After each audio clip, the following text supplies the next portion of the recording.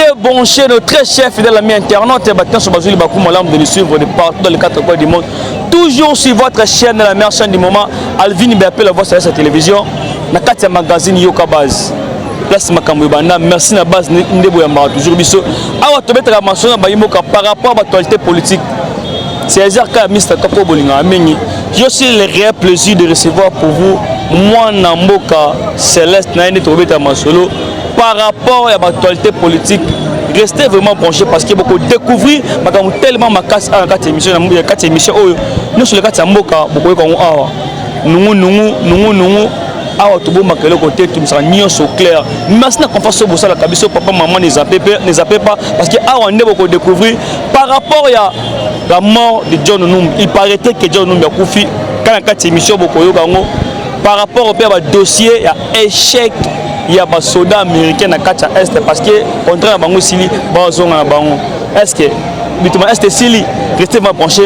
Est-ce que moi de si ma caméra à kofongola champ peut-être on a invité dans lelo nous to ko masolo par rapport à l'actualité politique Sagibino on a repéré ça moko maloba mbote mona mboka. Oui, mbote mona mboka. Et moi j'en sais bande union sur ba disposer tant na bango pour kolanda ce net moment.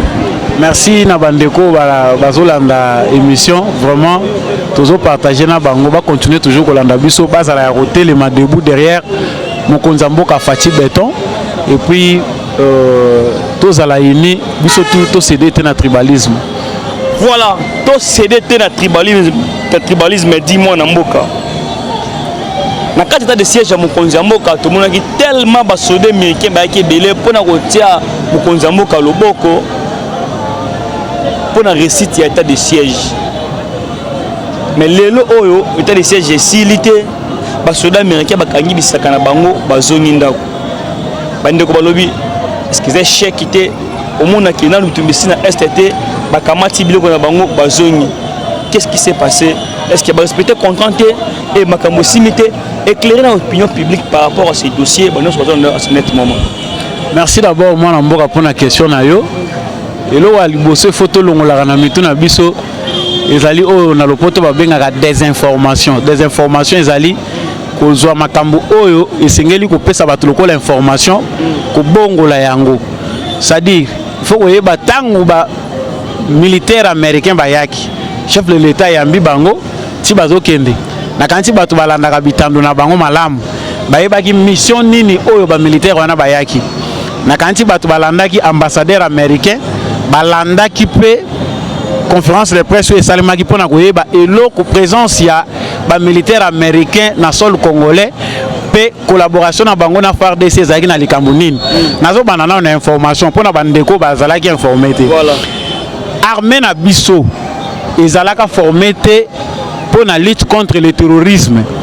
Oh les lezo salima na est ya Congo, oh ba ADF bazo sala ezali terrorisme, ezali guerre moko asymétrique. Nos militaires oh armées lelo ezali côté parmi les meilleures armées africaines. Ezal baza formé pour la guerre oh eza traditionnelle.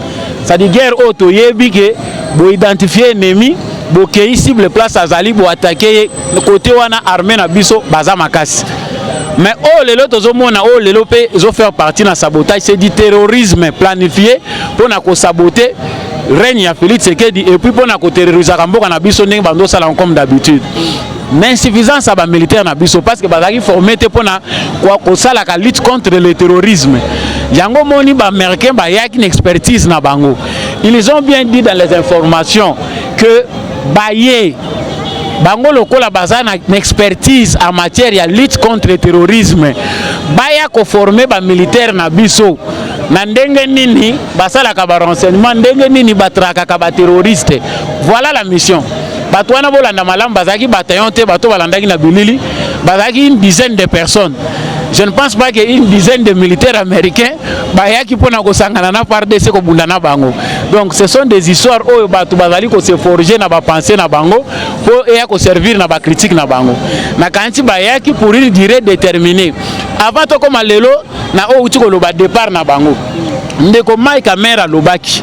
Alobi que bato bazoloba ba militaire américain bayaki te pona ko bunda bitumba.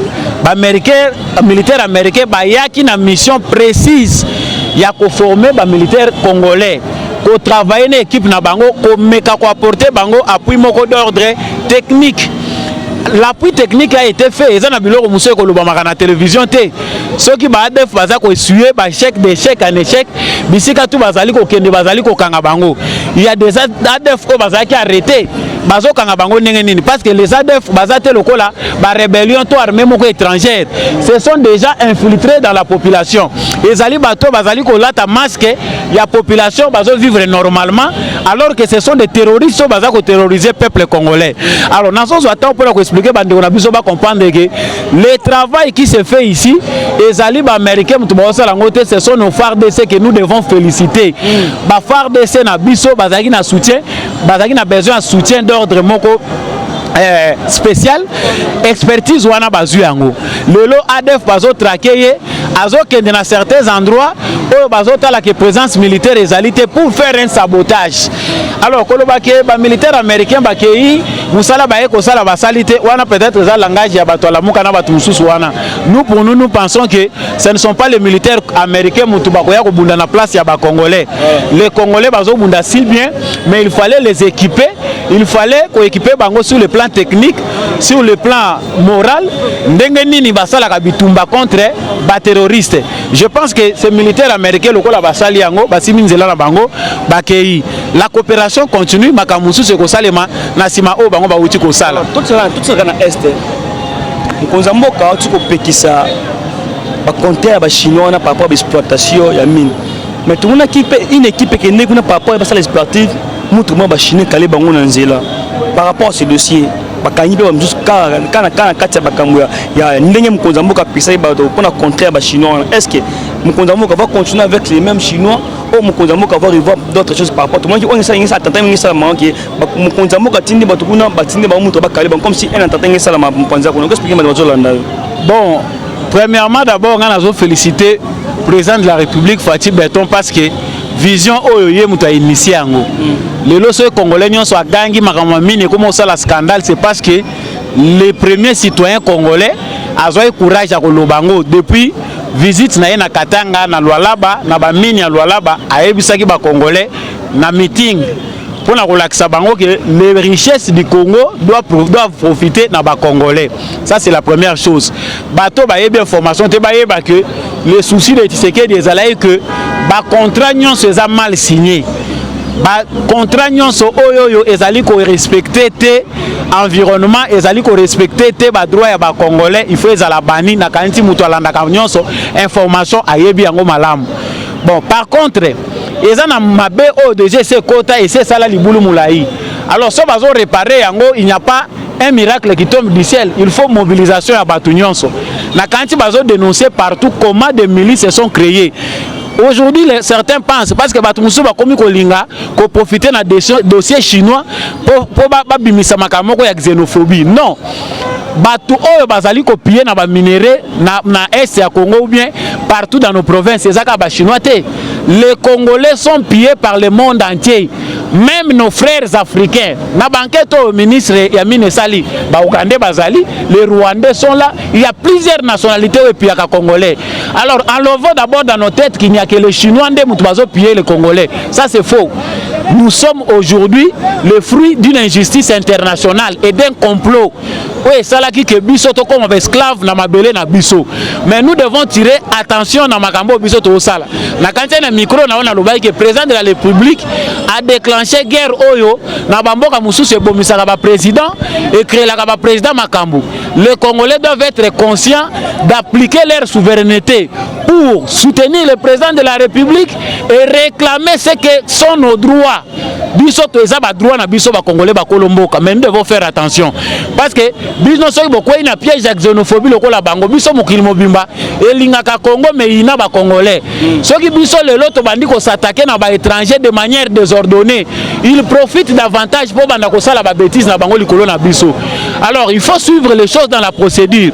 Balobi te que mutu nyonso n'importe qui akende na mine oyo ba chinois baza ko exploiter abanda ko tia maboko na ye ou bien ko banda ko gangela ba chinois. Non, il y a une procédure.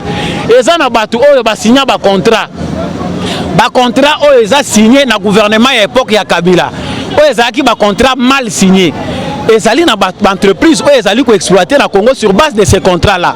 Il y a aussi des gens qui ont profité de l'absence de l'autorité de l'État pour exploiter illégalement na kati ya Congo, y compris même nos frères congolais.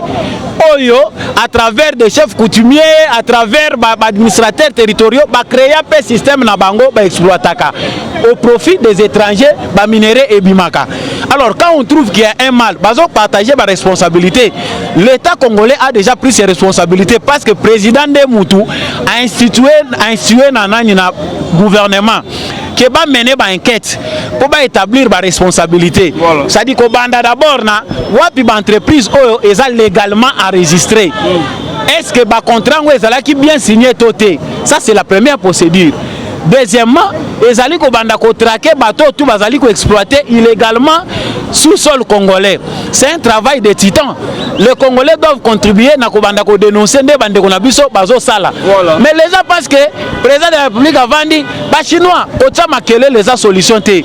On n'aide pas les pays na makele na TV, mboka eza pillé, tu sais que dazo sala le côté mais les gens ignorent que to vanda ka batu bakangi minoko na bango. C'est le président de la République yemoko mutu abandi yango na Katanga pour dénoncer. Tango a dénoncé, il a mis en place une décision à long terme parce que ndenge bazo exploiter Congo même ba congolais belé ba yebité que mabe c'est comment profond que mutuaza na ba Congo yebité nini zaka na sous-sol là-bas Congo et puis qui exploite là-bas toutes les provinces de la RDC ba concession est belé et si était comme de manière illicite. Voilà, aujourd'hui c'est un dossier d'état où les autres que ba congolais tous à la vigilance mais aussi prudent. Parce que surtout quoi il y a piège, il y a xénophobie dans les pays mususu, biso mutoko souffrir dans le sud davantage. Voilà mon amboka. Toute la solution John Numbi. Lors de la perquisition quand il y a John Numbi, on a un dossier tellement belé. Na moko ba dossier bakutaki ya assassinat ya mon amboka Laurent Désiré Kabila. Ma question est celle-ci. Est-ce que tu penses que John Numbi a un dossier comme Kabila le père Azalaki, ancien président, ou John Numbi a joué aussi un rôle dans l'assassinat de mon amboka Laurent Désiré Kabila? Nako déterminer ba fête mais naza ko relier ba événement nyonso. Tout d'abord premièrement il faut koyeba qui est John Numbi. Et puis aza cité na ba jara dossier nini. Voilà.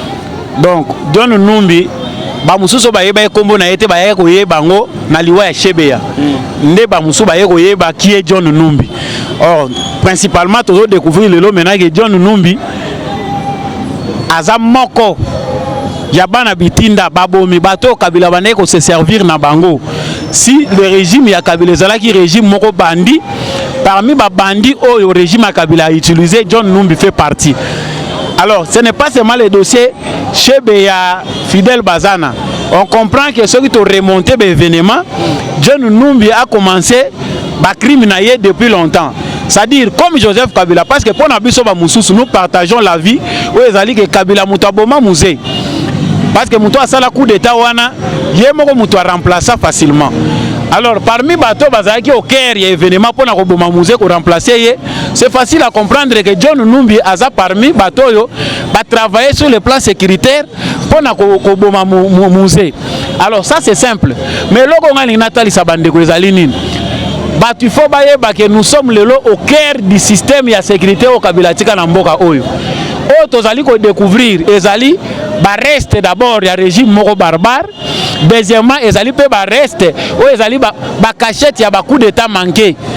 C'est Tshisekedi a fait l'objet ya ba coup d'état manqué belé de la part ya ba kabiliste oyo batiki pouvoir na souci à continuer ko diriger Congo na ba forme nyonso.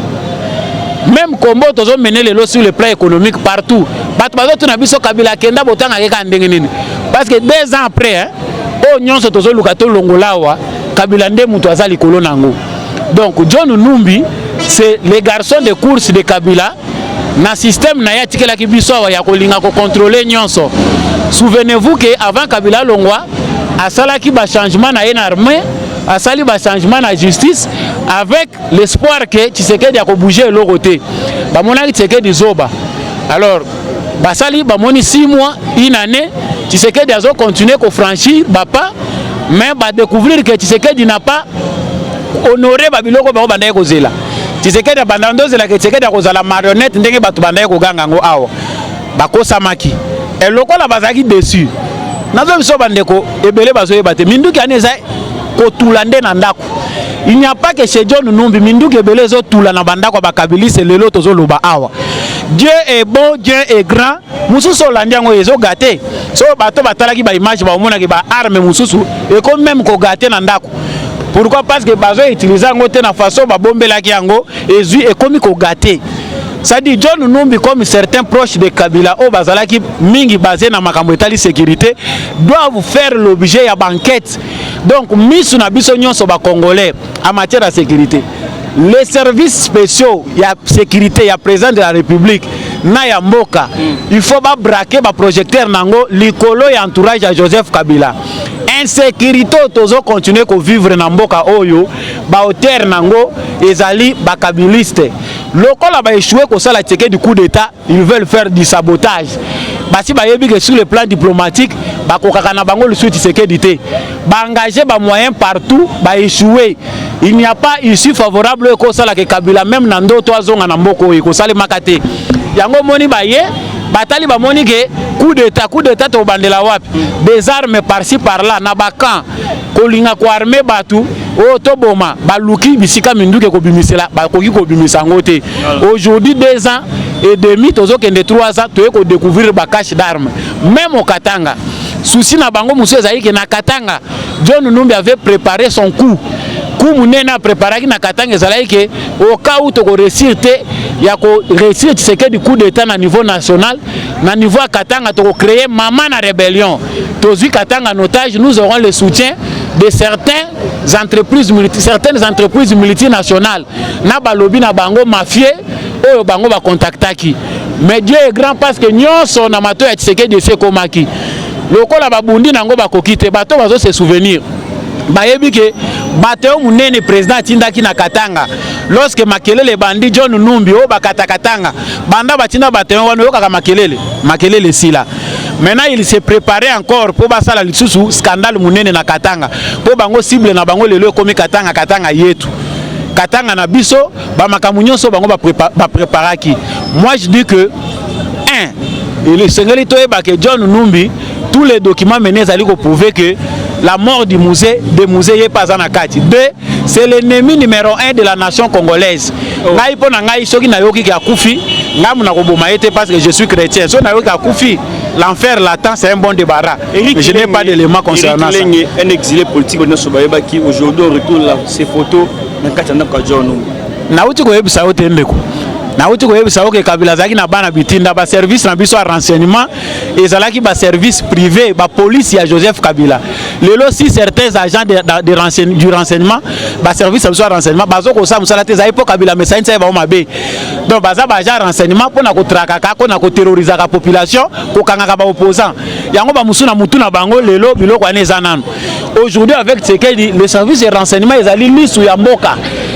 Deuxièmement, ils allaient pour un renseignement non seulement propre pour la sécurité de l'État. Alors, John Numbi Koloba, Eric Lenge, tout ce qu'il est en train de faire, nous on sait que c'est un assassin. On a toutes les preuves, Ezali Koloba, déjà que Azali Moutou Oyo, au cœur il y a l'assassinat de Kabila. John Numbi est aussi au centre pour ne citer que lui. Mais quand on a vu que le scandale est allé belé, tant qu'on continue au Kende, tout ça n'est pas fausse communauté. Pour que Kabila ce sont des montages pour que découvrir l'angolo, biloko ebele ko bima congolais à l'éveiller lisu likola lisu. Yom to vanda na commune, au moni banda ko ezotonga mozo boka lisu te tala voisin no malamu. Surtout soka za muto FCC. Nda kuneza kana cave te visiter ka voisin, so zo linga ba visiter été. Il faut pas qu'on informe la police. Tantôt aza suspect. Banda ko ebele ba kabilise batonga to comprendre que yango muto bombi na bibembe na biso musu ba combattant na biso musu ya IDPS. Ba bibembe na bango to lukaka. Na kanche za na banda ko banumbi na banda ko batu mususu. Il faut pas fouiller malam. Rencontre ya Kalev John Numbi il paraîtrait que Kabila. Est-ce que vous pensez à Kabila comme l'ex-chef de président Kalamuka Nabiso, Kabila comme voilà, comme gars FCC par rapport à ce que vous voyez. Ils ont le droit de se faire des illusions. bango bayeba été qu'un jour ça la passation de pouvoir na Tshisekedi ne le dira pas parce que la politique risque des alaka na politique nyon c'est ça le maka donc tu veux que na souka sagesse légendaire ya Tshisekedi mutu dribbler bango poto la bango pouvoir alors ba continuer qui cause na ba illusion que ils peuvent encore revenir.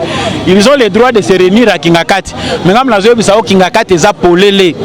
Il n'y a aucune inquiétude concernant Kingakati eza polele so mona kabila koma eko kimango parce que eza mutakala tio mona ki balongoli mura kuna bazu batie ba policier c'est parce que loko ezate tout ce qui a été planifié là-bas Kingakati ezaki loko l'empire ya kabila bâtir donc a créé et loko na ye na kati ya mabele ya ba congolais aujourd'hui n'importe quel congolais peut faire son tour là-bas bientôt to récupérer mabele na biso bateke bazo landa ngai il faut ba bimisela bino ba papier oyo batekaka Kingakati et puis na prix nini bino bozolo ba bakolo mabele boye ba Kingakati teka maka na combien ba concession ane belé kabila zo minene oyo ezali faire partie pe na patrimoine oyo biso ya nsele patrimoine présidentiel oyo mususu eza confondu lelo na parc privé ya Joseph Kabila. Il faut biloko wana ba congolais bayeba yango yango zo mona que nos propres frères ba chef coutumier mususu baza à la base ya biloko lelo to komi ko décrier tozo tchaka ba pa misapina batu mususu oteki bate mais bater Kingakati nani atekela kai yo kanzaka ya ko vanda boy c'est sololi na ba congolais oyo na lokoso bazu ba pesier mabele. Aujourd'hui les Congolais doivent réclamer leurs droits et il n'y a pas que la concession wana na ba province nyonso kabila za na ba concession lelo les Congolais doivent réclamer leurs terres ba reprendre le contrôle ya mboka na bango ce qui est tout à fait normal. Rencontre na ena John Numbi rencontre na bango basalaka parce que ngana yebi après découverte wana oyo salami na après découverte ya biloko babimisaki na ndako John Numbi Kabila kutana kina batu na ye. Ce qui est vrai, on ne sait pas. John Numbi alekelaki wana ya kokoma wana, c'est encore à vérifier. Moi je n'appuie pas ça. Mais on a yebe zaiki asalaki réunion na Kingakati. Na réunion ya salisa na Kingakati ebele baboya ki koya ko répondre. Ebele babangaki. Pourquoi bakendaki te? Mais il faut babanga te papa. Yo mona ko komi pete. Tozo kende malembe bato balo bokanga Kabila ngote po nini? Kabila ko kangama boko changer sujet. Un jour au fond on peut passer des perquisitions qui va vérifier si réellement chaque chose a son temps de go. Chaque chose a son temps. Ndenge bato babando la baolotake coalition FCC kachite kokufate ekufaki. Lelo président marionnette, lelo a commis dictateur. Chaque chose a son temps. Tango Kabila lobi a kozala devant justice congolaise parce que avant communauté internationale ya kowele la Kabila ba kendeni na cour pénale internationale. Oyo ezaka ya bango.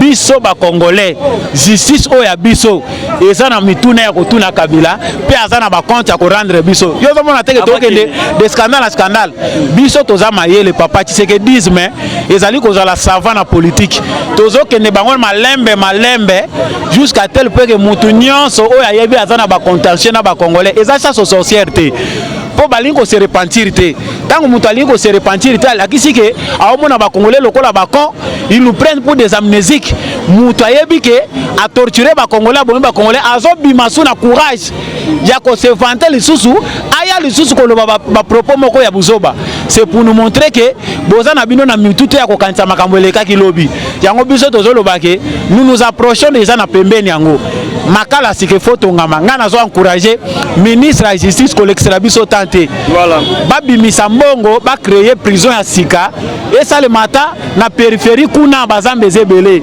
makala déjà eza plein ezo ko kasu ko supporter bato belé te depuis yango ko aider biso to bomba bato oyo bazo comprendre te que voilà. Il faut pas changer. Des petites questions. Mon mboka mana pour lobby 4 mois yango yo en santé prisonnier. Il est chez lui mais ça prisonnier. Matin faut le na Kabila a Kingakati pour préparer, je sais pas pour préparer élection 2023, tu vas préparer marche là-bas il y a les 15 ans par rapport à des questions le bani manwala non. Question à Matata Pogno pour na mukuse. Question à Matata Pogno, il a l'état de faire son théâtre, mais la justice aussi doit faire son travail. Makambo etali Matata Pogno pour nangai en tant que Congolais, je pense que le temps il y a théâtre c'est l'équipe, justice c'est ça la musala nango. Menace l'équipe. Étalier. Il a le temps de dire tout ce qu'il peut dire, mais rien il y a pas mensonge. il y a diffamation, il y a théâtre déjà silié Kunda Magina Kabila. Dans les règnes de Tshisekedi, so justice est bien yo hein. Éviter qu'on manipule la batu po o ya ko traîner batu na buzo banayo. Azan attaque de la justice. Ngana yebi que souka nango eza prison. À se préparer, à bongisa bana na ye moral na bango, à okena ye prison, ce n'est pas un problème. Par rapport à dossier à Fayoulou, je vais citer wana makambo etali Fayoulou. Il faut comprendre que aventurier mususu wana. La politique se fait par des camps. Moni politique wa lelo, soit oza pas diaboulou, soit oza pas nzambe. Milongo ezaka mibale. Le camp du changement est avec Félix Tshisekedi. Mulongo yangwana. Ou soit on se repentir au yebi côté ni ozali. L'autre camp wana, ezali camp il y a babandi oyo ba pied biso pendant 18 ans. Oyo bazo partager même passé na Joseph Kabila. Oyo bazali pena ba étranger na kati na bango, bazali ko travailler pour l'état congolais azongate.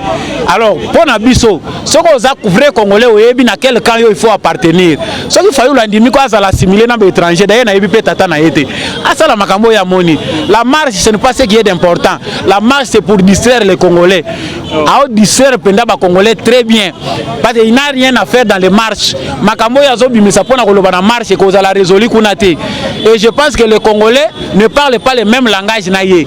So ba Congolais bandolo ba langage na ye, mbele banda ba debe banda ko sale ma ya bato 5 na banani, mbele tomoni ba Congolais ba bimi ba lobi. Bato ba tele melaka dima. Ezali ba Congolais te.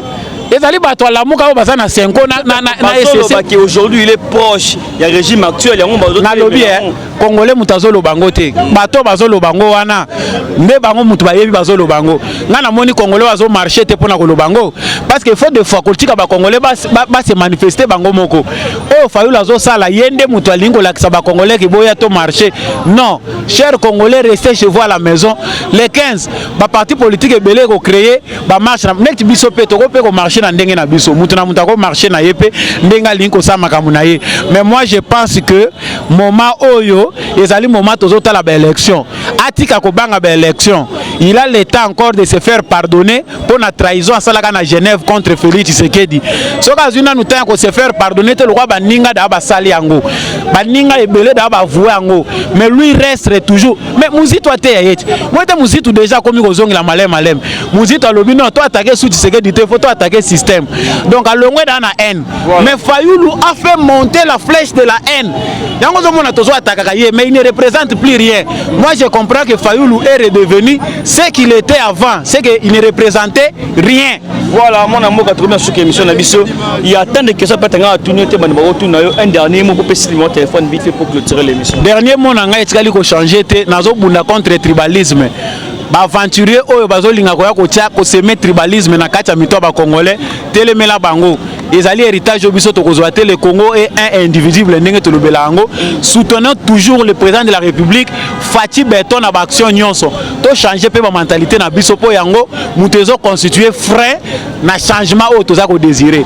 Mon numéro c'est le plus 243 82 349 65 26 plus 243 82 349 65 26. Merci mon amour, merci na base net toujours ya Marabiso. Merci na Fat Kabelo, papa Kabelo, yo maman, nous sommes à Kabelo en gros.